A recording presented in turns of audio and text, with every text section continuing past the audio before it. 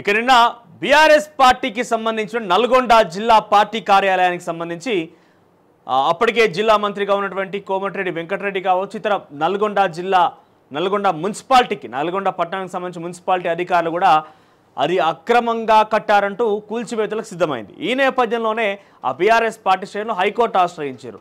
పాపం వాళ్ళకేమో కొంత న్యాయం జరుగుతుందేమో, లేకపోతే మేమే అంతా చాలా పకడ్బందీగా కట్టినాము, అన్ని పర్మిషన్లు తీసుకొని కట్టినాం కదా, ఎందుకు గూలగొడతారని ఒక అత్యాశనో ఏమో కానీ, అంటే వాళ్ళొక ఆశ ఎక్కువగా ఉంది. వాళ్ళు కట్టిన దొంగతనంగా వాళ్ళు కట్టింది అక్కడ అక్రమంగా ఎటువంటి పర్మిషన్స్ లేకుండా కట్టిరు.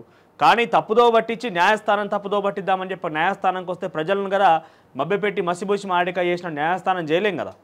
సో అడిగి పోయి న్యాయస్థానం ఆశ్రయించి ఇది కూల్చకుండా స్టే ఇవ్వండి అని చెప్పి బీఆర్ఎస్ పార్టీ శ్రేణులు హైకోర్టులో పిటిషన్ దాఖలు చేస్తే ఆ విచారణ జరిపిన హైకోర్టు ఏం చేసింది, దానికి ఎటువంటి పర్మిషన్స్ లేవు. అంటే అది నిర్మాణం చేసేటప్పుడు దానికి పర్మిషన్ లేవు, నిర్మాణం అయిపోయిన తర్వాత పర్మిషన్కి అప్లై చేసుకున్నారు, ఇది ఎట్టి పరిస్థితి చెల్లదు, 15 రోజుల్లో కూల్చేయండి అని చెప్పి హైకోర్టు చెప్పింది. ఇంకేడికి పోతారు, ఇక సుప్రీంకోర్టుకి పోతారా?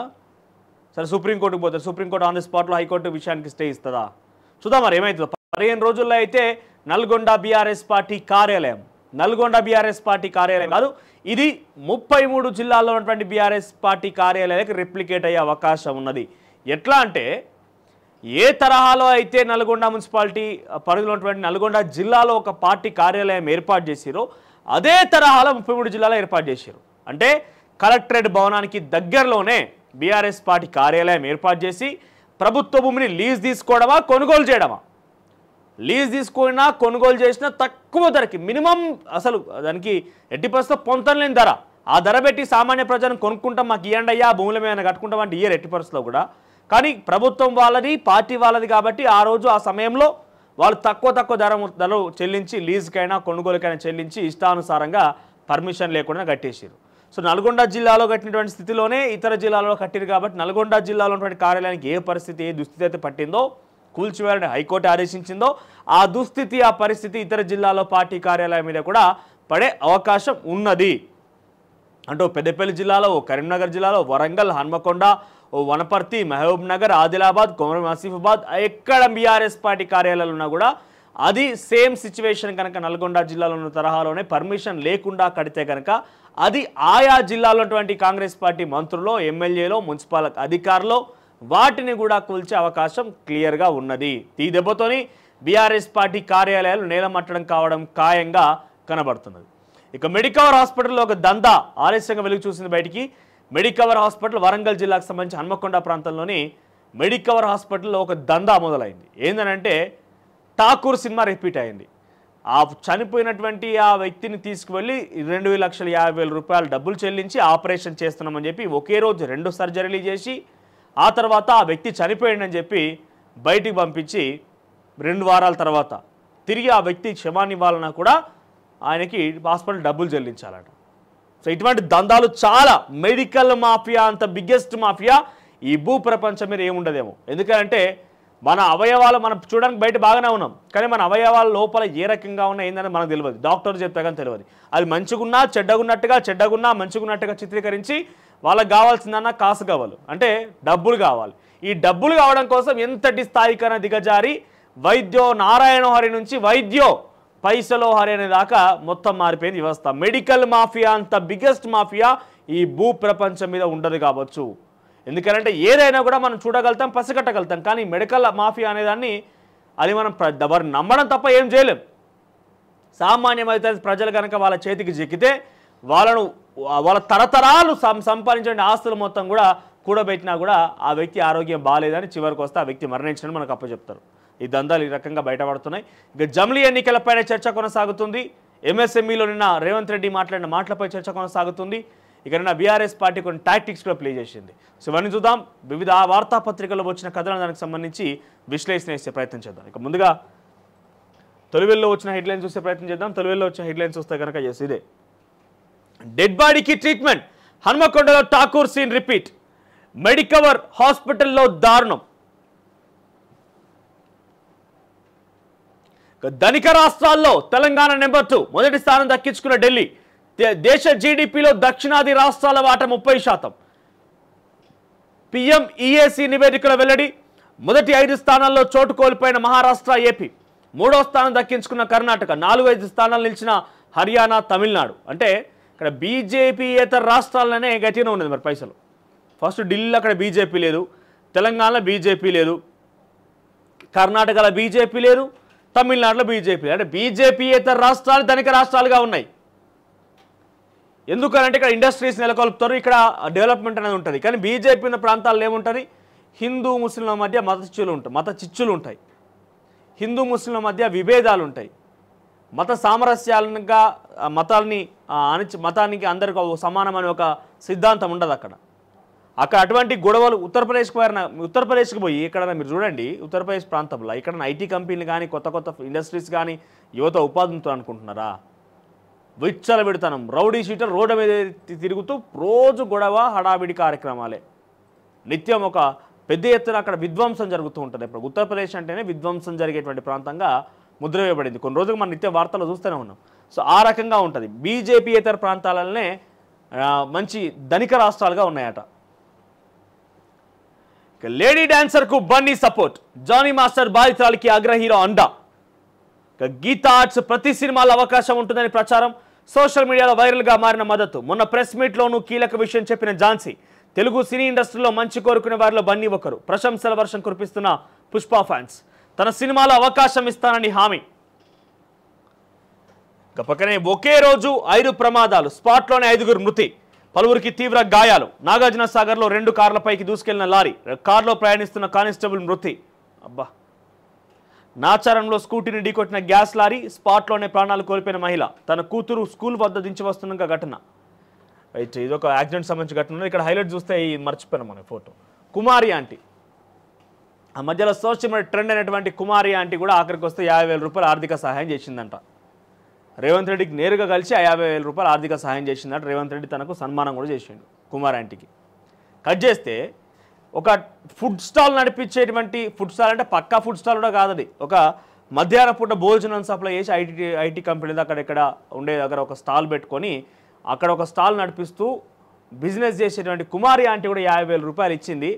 ఖమ్మం వరద బాధితులకు, ఖమ్మం ప్రజానికానికి, ఖమ్మం నుంచి ప్రజాప్రతినిధిగా పనిచేసినటువంటి నామనాగేశ్వరరావుకి ఎంతకన్నా బీదోడు, ఇంతకన్నా పాపం రోడ్డు మీద ఆయన కొంత ఎవరెవరన్నా చందాలు ఇస్తే తప్ప బతకలేని పరిస్థితి ఉన్నది కాబట్టి ఆయన ఏం రూపాయి ఇవ్వలేదు. నామనాగేశ్వరరావు ఇవ్వలేదు. ఎందుకు అసలు మీరు బరువు? కొంచెమైనా ప్రజాసేవ అన్నప్పుడు కేవలం డబ్బులు దోసుకొని దంచుకొట్టుడే కాదు, కొంత అయినా మీకు సంపాదించిన దాంట్లో ప్రజలకి సహాయపడితే మంచిగుండేది. జమ్లీకి జై. కోవింద్ కమిటీ నివేదికకు కేంద్రం ఆమోదం. ప్రస్తుత ప్రభుత్వ హయాంలోనే అమలు. ఏకాభిప్రాయ చర్చల తర్వాత బిల్లు. మంత్రి వైష్ణవ్. ఇక ఏకకాల ఎన్నికలకు తప్పుబట్టిన విపక్షాలు. రబీలో ఎరువుల రాయితీకి 24,475 కోట్లు. అంటే జమ్లీ ఎన్నికలకు ప్రత్యేక కమిటీ వేసింది రామ్నాథ్ కోవింద్ కమిటీ అంటూ ఏర్పాటు చేసింది కేంద్ర ప్రభుత్వం. అయితే ఆ కేంద్ర ప్రభుత్వం ఏర్పాటు చేసిన కమిటీ సుమారుగా 1800 పేజీల 18,000 పేజీలో ఒక నివేదిక రూపొందించి రాష్ట్ర ప్రభుత్వానికి, కేంద్ర ప్రభుత్వానికి ఇస్తే కేంద్ర ప్రభుత్వం కేంద్ర కేబినెట్ భేటీలో ఆ యొక్క జమ్లీ ఎన్నికలకు సంబంధించిన నివేదికపై ఆమోద ముద్ర వేసి ఇకపై జమ్లీ ఎన్నిక అది కూడా ఈ ప్రభుత్వంలోనే, చూడండి ఇక్కడ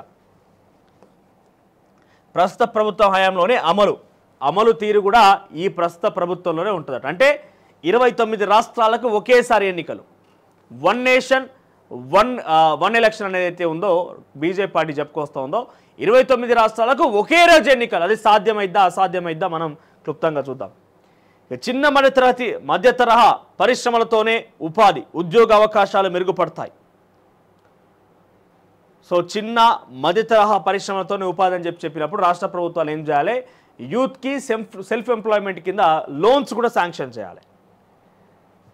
ఇక జమ్లీకి దిశ కోవింద్ కమిటీ కీలక సూచనలు. ఇక పార్టీలో భిన్నాభిప్రాయాలు 32 అంగీకారం వ్యతిరేకించినవి 15. ఒకేసారి ఎన్నికలు సాధ్యమేనా? దానికి 6 రాజ్యాంగ సవరణలు చేయాలి, సగం రాష్ట్రాల ఆమోదం కావాలంటూ ఒక వార్త. ఇక 10 కొత్త పారిశ్రామిక పార్కులు. ఓఆర్ఆర్ RRR మధ్య ఏర్పాటు, వాటిలో 5 MSMEలకు కేటాయింపు. 5 ఏళ్లలో ఇలాంటి 25,000 పరిశ్రమలకు 4,000 కోట్ల సాయం. సూక్ష్మ చిన్న మధ్యతరహతి పరిశ్రమల నూతన విధానంలో ప్రభుత్వం వెల్లడి. ఇక తెలుగు వర్సిటీకి సురవరం పేరు, రేపు మంత్రివర్గం ఆమోదం. ఇక లెబనాన్ మళ్లీ పేలులు, ఈసారి వాకీ టాకీలు. సౌర పరికరాల లక్ష్యం, 14 మంది మృతి, 450 మంది గాయాలు. విద్యుత్ ఛార్జీల సవరణకు ప్రతిపాదన.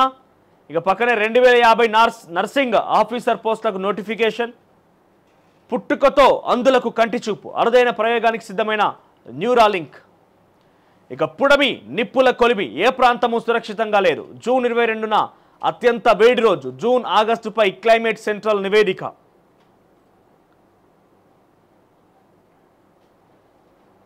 ఇక్కడ చూడండి, జమ్లీ ఎన్నికల మీద లీడర్లు ఏమనుకుంటారట అంటే, ఇది పార్టీ కార్యాలయం అట. జమ్లీ ఎన్నికలకు కేంద్ర కేబినెట్ ఆమోద ముద్ర వేస్తే ఇక్కడ కింది చూపించు. అసెంబ్లీ ఎన్నికల్లో ఓడిపోతే లోక్సభకు, లోక్సభలో ఓడిపోతే అసెంబ్లీకి పోటీ చేస్తున్నాం. ఇప్పుడు రెండు ఒకటేసారి జరిగితే ఎట్లా చేస్తాం నాయన అని చెప్పి తలకే పట్టుకుంటారట. రెండు ఎన్నికలు ఒకటేసారి జరిగితే దేశమంతా ఒకేసారి ఎన్నికలనే ప్రక్రియ జమ్లీ ఎన్నికలకు తెరదీస్తే ఎట్లా అని కొంత రాజకీయ నాయకులు ఆందోళన చెందుతున్నారంట. ఇక ఆంధ్రజ్యోతి విషయానికి వస్తే, నిన్న పేజర్లు నేడు వాకీ టాకీలు. లెబనాన్లో మళ్ళీ పేలుళ్ళు, ఇళ్లలో గృహోపకరణాలు విస్ఫోటం. సో చూద్దాం దీనికి సంబంధించి డీటెయిల్డ్గా అసలు ఏంది, ఎందుకు ఇంతటి స్థాయిలో పేజర్లు అంటే ఏంటి, పేజర్ను ఏ రకంగా ఉపయోగించి ఎట్లా జరిగింది దారుణం అనేది చూపిస్తాం మీకు. ఇక భూమి కంపించేలా దాడి, రష్యా క్షిపణులు ఆయుధాల డిపోపై ఉక్రెయిన్ డ్రోన్ల పిడుగు. ఇక జమిలీకి సై, ఒకే దేశం ఒకే ఎన్నిక, కేంద్ర కీలక నిర్ణయం. కోవింద్ కమిటీ సిఫార్సులకు కేబినెట్ ఓకే. ఇక జమ్మూ కాశ్మీర్లో 59% పోలింగ్, ప్రశాంతంగా తొలి దశ ఎన్నికలు. ఇక సింధు జలాల ఒప్పందాన్ని సమీక్షించాలంటే ఒక వార్త. తర్వాత కిందే ఫిక్స్డ్ ఛార్జీల పెంపు, నెలకు 300 యూనిట్ల విద్యుత్ దాటిన గృహ వినియోగదారులకు వర్తింపు. ఇక రైతులు వ్యాపారాలు చేయండి, కుటుంబం అంతా వ్యవసాయంలోనే ఉండొద్దు, ఉద్యోగాలపైన దృష్టి పెట్టాలి. సో అలాంటప్పుడు మీరు రైతులకు సంబంధించి కుటుంబీకులు ఎవరైనా బయటకు వచ్చి మేము వ్యాపారాలు చేస్తామయ్యా అంటే వాళ్ళకి సెల్ఫ్ ఎంప్లాయ్మెంట్ లేదా సెల్ఫ్ ప్రొప్రైటర్షిప్ కోసమైనా, కనీసం వాళ్ళకు అక్కడ వ్యాపారం కోసమైనా కూడా మీరు లోన్లు శాంక్షన్ చేస్తే బెటర్. మీరు లోన్లు ఇయ్యరు, వాళ్ళకు ఉపాధి అవకాశం చూపియరు, అక్కడ డెవలప్మెంట్ ఉండదని అంటే ఎట్లా అవుతుంది? బీఆర్ఎస్ పార్టీ కార్యాలయాన్ని కూల్చేయండి, 15 రోజుల్లోగా కూల్చేయాలంటూ ఒక హైకోర్టు ఆదేశానికి సంబంధించి చూస్తున్నాం. ఇక భద్రాచలం ప్రధాన అర్చకుడిపై వేటు, అర్చకుడైన ఆయన కుమారుడిపై కూడా. ఇక మదర్సాలలో దేశ భద్రతకు ముప్పు, శిశు మందిరాలకు నిధులెందుకు ఇవ్వడం లేదు, రాష్ట్ర ప్రభుత్వాలపై కేంద్ర మంత్రి బండి ధ్వజం. రవ్వంత్ రెడ్డి ట్విట్టర్ టిల్లుతో ప్రమాదం, రేవంత్ కేటీఆర్పై రఘునందన్ రావు వ్యాఖ్యలు. ఇక మంత్రుల్లో ఎవరో ఒకరు బుధ శుక్రవారంలో గాంధీ భవన్కు, రేపు గాంధీ భవన్కు మంత్రి పొంగులేటి. షెడ్యూల్ రూపకల్పనకు టీపీసీసీ చీఫ్ ఆదేశం, కార్యకర్తల సమస్యలపై వినతుల స్వీకరణ. సో ఎవరో ఒక మంత్రి ఉండి అక్కడ కార్యకర్తలకు సంబంధించినటువంటి సమస్యల్ని వినాల్సినట్టుగా టీపీసీసీ చీఫ్గా ఉన్నటువంటి మహేష్ కుమార్ గౌడ్ ఒకటి ఆదేశం జారీ చేసిందట. జమిలీకి గ్రీన్ సిగ్నల్ అంటూ వెలుగులో కూడా హైలైట్ బ్యాన్ ఐటెంగా ఉన్నది. నల్గొండ బీఆర్ఎస్ ఆఫీస్ కూల్చివేతతో జోక్యం చేసుకోలేం, గతంలో చెప్పినా మళ్ళీ పిటిషన్ వేసుడైంది. బీఆర్ఎస్ తీరుపై హైకోర్టు ఆగ్రహం, ₹1,00,000 జరిమానా. దిగుమతులపై ఇండియాలో భారీగా ట్యాక్సులు, అమెరికా పర్యటనకు వస్తున్న ప్రధాని మోదీని వచ్చే వారంలో కలుస్తానని డొనాల్డ్ ట్రంప్ చెప్పారు. మోదీ ఓ అద్భుతమైన వ్యక్తి అని కొనియాడుతూనే దిగుమతులపై భారత్ భారీగా ట్యాక్సులు విధిస్తుందన్నారు. కాశ్మీర్లో 59% పోలింగ్. ఇక నిన్న పేజర్లు, ఇవాళ వాకీటాక్. లెబనాన్లో మళ్లీ పేలుళ్ళు. రాహుల్ హత్యకు బీజేపీ నేతల కుట్ర, పోలీసులకు కాంగ్రెస్ ఎంపీ అజయ్ మాకెన్ ఫిర్యాదు. ఇక జమిలీపై ఎవరి వర్షన్ ఏందని ఒక హైలైట్గా ఉన్నది. ఇక రాష్ట్ర సంపద పెంచుతాం, అందుకే ఎంఎస్ఎంఈ పాలసీ అంటున్నారు సీఎం రేవంత్ రెడ్డి. పక్కనే హైదరాబాద్లో పటేల్ విగ్రహం, రాష్ట్రంలో అధికారులకు రాగానే పెట్టి తీరుతామన్న బండి సంజయ్. ఎంఐఎంకు భయపడి విమోచన దినోత్సవం జరపరా, బీఆర్ఎస్ కాంగ్రెస్పై కేంద్ర హోంశాఖ సహాయ మంత్రి ఫైర్. నేను చెప్పినా కదా, విమోచనం అంటే ఏంటిది, విలీనం అంటే ఏంటిది, సమైక్యత అంటే ఏంటిది, స్వాతంత్రం అంటే ఏంటిది, వివరంగా చాలా క్లియర్గా సెప్టెంబర్ 17వ తేదీని ఎవరు ఏ రాజకీయం చేస్తున్నారో రాజకీయాలకు సంబంధించి విశ్లేషణ కూడా చాలా క్లుప్తంగా మనం మాట్లాడుకున్నాం. ఇక ఆదివాసీలకు ఆధార్ తిప్పలు, తెలంగాణ వచ్చిన చెంచుల తలరాత మారలే. ఇక 2050 స్టాఫ్ నర్స్ పోస్ట్ నోటిఫికేషన్. పక్కనే రైతుల రక్తంలో పెస్టిసైడ్స్ విషం, రాష్ట్రంలో ఏటా పెరుగుతున్న పురుగు మందుల వినియోగం. 3 జిల్లాల్లోని 493 మంది రైతుల నుంచి శాంపిళ్ల సేకరణ. రక్తమూత్రంలో 28 రకాల పురుగు మందుల అవశేషాలు, వాటి ప్రభావంతో అస్తమా, అల్జీమర్స్, క్యాన్సర్ తీవ్ర వ్యాధులు. మసకబారుతున్న కండ్లు, మెదడు పైన ప్రభావం. NINOU బయోకెమిస్ట్రీ డిపార్ట్మెంట్ రీసెర్చ్లో వెల్లడి. సో జనరల్గా పంటలకి పిచికారీ చేస్తూ ఉంటారు, మందులు పిచికారీ చేస్తూ ఉంటారు. అయితే ఆ మందులు పిచికారీ చేసే సమయంలో ఆ గాడుపుకు కావచ్చు, లేకపోతే ఈ కొంత చిన్నగా వచ్చేటువంటి ఆ నీళ్లు కావచ్చు, మొహం మీద పడడం కావచ్చు, కళ్ళలో పడడం కావచ్చు వస్తున్నాయి. కాబట్టి సుమారుగా కొంత 500 మంది యొక్క దగ్గర రక్త నమూనాల్లో కొంత తీసుకొని టెస్ట్ చేస్తే ఆ రక్త శాంపిల్స్లో, బ్లడ్ శాంపిల్స్లో ఈ పెస్టిసైడ్స్కి సంబంధించినటువంటి అవశేషాలు కనిపించినాయట. అంటే ఎంతటి ప్రమాదపు అంచుల్లో ఉండి వాళ్ళు మనకు తిండి పెడుతున్నారు, మనకి ఎంత సేవ చేస్తున్నారని గమనించాలి. రైతుని కేవలం రాజకీయంగానో సినిమాల్లోనో మాటల రూపంలో వాడుకోవడం కాదు. చూడండి వాళ్ళు ఎంత ఇబ్బంది పడైనా ప్రమాదపు అంచుల్లో. పెస్టిసైడ్స్ అంటే చిన్న విషయం ఏం కాదు, అది అన్ని రకాలుగా ఉంటాయి. ఆ పెస్టిసైడ్స్ని తన ఒంట్లో పెట్టుకొని ఒక రకంగా వాటిని ఎంత ప్రమాదం అని తెలిసినా కూడా వాటన్నిటిని ఆ రకంగా ఉపయోగించి వాటిని పంట కాపాడుకోవడం కోసం ప్రయత్నం చేసి పంటని కాపాడి నలుగురికి అన్నం పెడుతున్నాడు, నలుగురికి సాయం చేస్తున్నాడు. ఆయన గురించి కేవలం రాజకీయం చేయడమే కాకుండా ఆ రాజకీయాలతోని సినిమాల్లో డైలాగుల కోసం వాళ్ళని వినియోగించుకోవడం కాకుండా వాళ్ళకి ఉపయోగపడే పనులు కనీసం ఒకటనే చేద్దాం. కనీసం ఒకటైనా వారిని గౌరవిద్దాం ఫస్ట్.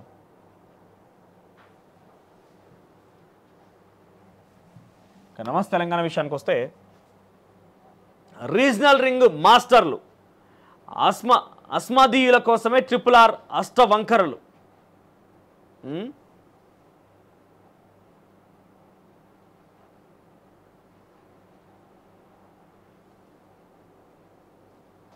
నా వాట్సాప్ నెంబర్ ఒకటి పంపిస్తే దానికి ఫోన్ చేయమని చెప్పారు కదా, సో దానికి ఫోన్ చేసి చెప్తే ఈ విషయాలు బయటకు వచ్చినాయట. సో బీఆర్ఎస్ పార్టీ ఏం చేస్తుందట అంటే, కాంగ్రెస్ పార్టీ ఏం చేస్తుందట అంటే వాళ్ళకు అన్యోన్యులకు సంబంధించి అంటే అనుచరులకు కావచ్చు లేకుంటే దగ్గరలో ఉన్న వాళ్ళకు కావచ్చు ఈ ప్రభుత్వం వంకర టింకర్లు మారడానికి గల కారణం ఏంటంటే వాళ్ళకి సంబంధికులకు కొంత బెనిఫిట్ చేసేందుకే మారుస్తుందట. ఇక నేడు చెలో ప్రజాభవన్ రుణమాఫీ కాని రైతుల పిలుపు, మొదటి వారిని కుల సంఘాలకు వినతి, సోషల్ మీడియా ద్వారా రైతులంతా ఏకం, ప్రభుత్వం మాట తప్పిందని ఆగ్రహం, మాఫీ అయ్యేదాకా పోరాడతామని హెచ్చరిక, రుణమాఫీ దోకా మీరైనా జోక్యం చేసుకోండి, గవర్నర్కు నిన్నెల రైతుల లేఖలు, జమ్లీ ఎన్నికల క్యాబినెట్ ఓకే. సెవీ హైలైట్స్గా ఉన్నాయి. నమస్తే తెలంగాణలో కూడా ఒకసారి బీఆర్ఎస్ పార్టీ స్టంట్స్ చూద్దాం. ఒకసారి బీఆర్ఎస్ పార్టీకి సంబంధించిన ఆయనే ఎవరు కోదాడ మాజీ ఎమ్మెల్యే బొల్ల మల్లయ్య యాదవ్. ఏం స్టంట్స్, ఇదేం కథ చూడండి ఒకసారి. రైట్, ఫస్ట్ ఆయన వస్తాడు అక్కడికి, రైతు దగ్గరికి వస్తాడు. ఆయన నార్మల్ నిల్చుంటాడు, పక్కపంట ఆయన ట్రైనింగ్ ఇస్తాడు. చూడండి, నువ్వు కూర్చో అని చెప్పి ఆ పెద్ద మనిషి మీద ఆ రైతు మీద తువాల కప్పి చేతిలో చేయి పెడితే ఆయన ఏదో కష్టపడుతుంటే ఈయన వచ్చి ఓదార్చినట్టు. ఆ రైతు పాపం ఏదో చేయి చెప్పే పొజిషన్ కూడా చూడండి ఎంత అంటే. వీళ్ళ డ్రామాలు నమస్తే తెలంగాణ వచ్చే ఫోటోలు, నమస్తే తెలంగాణలో వచ్చే వార్తల కథ ఇట్లుంటుంది. ఇట్లా తయారు చేయబడ్డాయి అవన్నీ కూడా. అది న్యూస్ కాదు, న్యూసెన్స్. చూడండి ఇక్కడ పాపం రైతు వచ్చినప్పుడు మొదట్లో మంచిగా ఉండే, ఆడ కొంతమంది కూర్చోబెట్టాయని చేతులు పైన తువాలేపించి ఫోటో కోసం, ఒక ఫోటో ఫోజ్ కోసం. ఈ ఫోటో కోసం ఎన్ని తిప్పలు పెడుతున్నారు చూడండి ఆయన్ని. నిజంగానే బాధపడ్డట్టు అగోగో చెయ్యి తలకాయ ఇటా పట్టుకోవాలని ఈయన పక్కన చెప్తున్నాను. ఇంకా చూడండి, ఇగో అట్లా కాదు, ఇంకో అది ఇగో ఇట్లా పట్టుకోవాలంట, ఇట్లా కొట్టుకోమంటున్నాడు. ఏం ఉపయోగమే మీతో నాకు అర్థమైతే లేదు. దేశానికి కానీ రాష్ట్రానికి కానీ ఇంత డ్రామాలు ఇక్కడ చెప్తూనే ఉండవు దిక్కు. రైతులు ఆగమైపోతున్నారు అయ్యా, ప్రమాద పంచుల్లో ఉండి వాళ్ళు ప్రజలకు సేవ చేస్తున్నారు, ఇక్కడ బోవ పెడుతున్నారు, మీతో నన్ను ఉపయోగం ఉన్నది రాబాయ్. నేను మాట్లాడుతున్నా, నేను ఒక రైతు బిడ్డ గర్వంగా చెప్పుకుంటా. మా నాయన ఒక రైతే, వ్యవసాయం చేస్తాడు. యావత్ వ్యవసాయం చేసే ప్రతి ఒక్క రైతుకి సలాం కొట్టచ్చు. ఏ పని చేసినా తిండి పెట్టేందుకు పనిచేసి ప్రతి ఒక్కరు కూడా సలాం కొట్టచ్చు. ఇక్కడ మీతో నన్ను ఉపయోగం ఉన్నదా? ఈ సమయത്ത് ఉపయోగం ఉన్నది మీతో మనకన్నా? తలకాయ పట్టుకోమని ఒక ఆయన అంటాడు, ఒక ఆయన చెయ్యి ఇక్కడ ఈయన చెయ్యి కిందించినని చెప్పి మళ్ళీ పైకి వచ్చి చెయ్యి పైకి లేపాలి, బాగాలేదు పోజ్ అని చెప్పి ఇంకొక ఈయన చూడు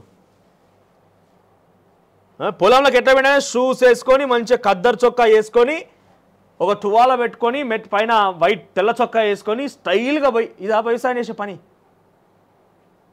నిజంగా రైతులకు ఇట్లా వరుస్తారా? ఇన్ని స్టంట్సా? కొంచెం సిగ్గు మానం అనిపించాలి కదా. ఒక బీసీ నాయకుడిగా ఉన్నావు, కొంచెమైనా సిగ్గు మానం ఇంకేమైనా ఉండాలి కదా. ఎస్, నేను ఈ మాట మాట్లాడుతున్నాను, జర్నలిస్ట్ అయ్యండి సిగ్గు మానం అని మాట్లాడుతున్నాను, తప్పు మనోజ మీరు అనొచ్చు. కానీ ఎందుకంటున్నా అంటే రైతులు రాజకీయం చేయొద్దు దయచేసి. మీ ఇష్టమా?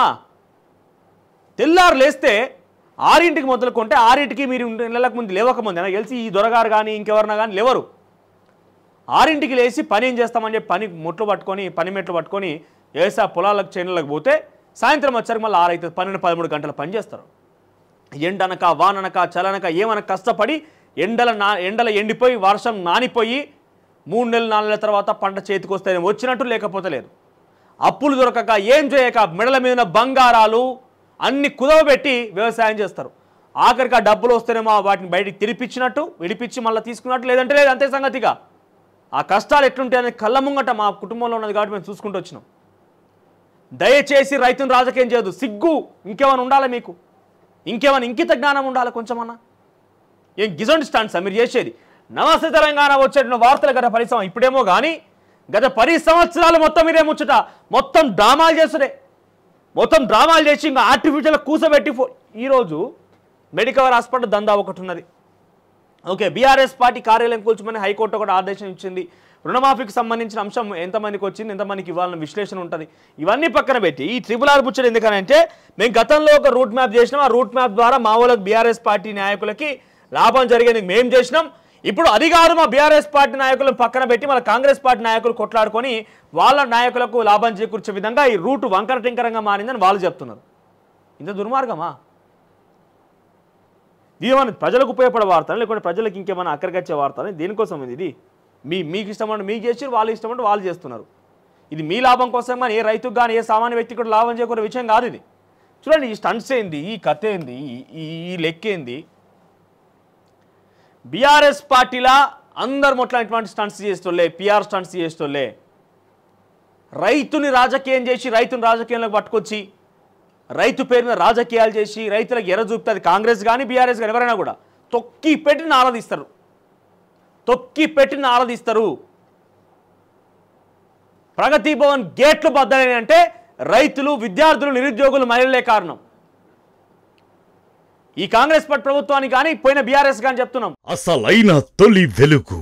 ఫాలో వాట్సాప్ @తొలి వెలుగు official.